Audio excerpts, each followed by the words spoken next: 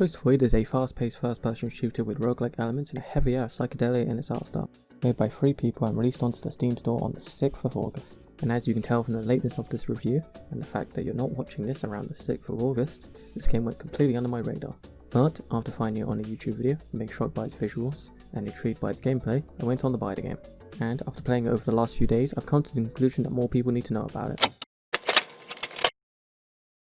First, there was the void. Then, there was a heading.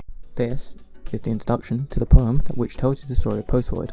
1. The fact that the story is told in the form of a poem is amazing, and 2. I still have no idea what's going on. This is on purpose, I imagine, with vague confusion being the vibe the game is going for, in its hazes of speed and violence. To my knowledge, the gist is you're a headless being that has a head on one hand, gun in the other, with a raging headache in search for a peaceful place called the Void. Stopping you in this quest is a mix of creatures which inhabit the Post-Void, which is the main setting of the game. A confusing mess of geometry that, while having some real world objects in it, is still completely unworldly. In short, carry ahead, kill the bad guys, find the plant, do that as fast as possible, and you win the game.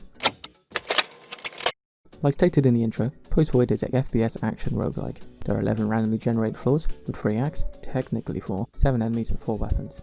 Playing closely to classic shooters but turned up to about 12,000, the entire game revolves around this: the head.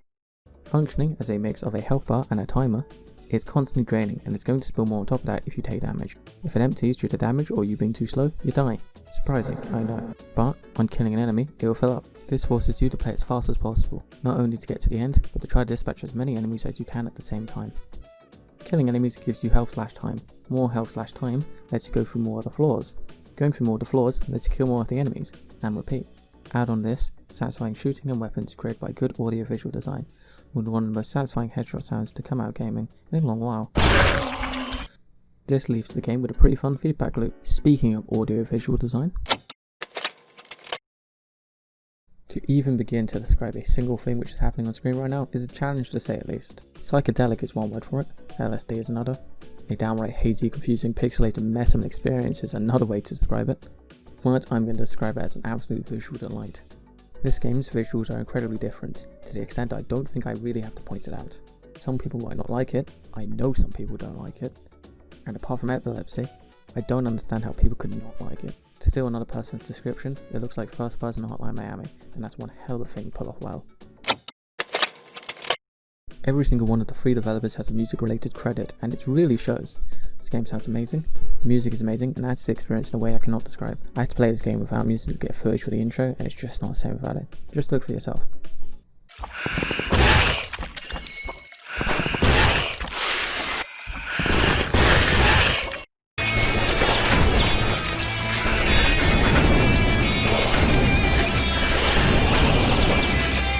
If you cannot see what the music ends, then that's your problem, not mine. In conclusion, go and play this game. If this video gets one person to play the game, whereas they wouldn't without it, then I've succeeded in my goal. If you think this video is too positive and was not a good critique, then you're completely right. You can have a medal, which likes this game too much to give it a good critique.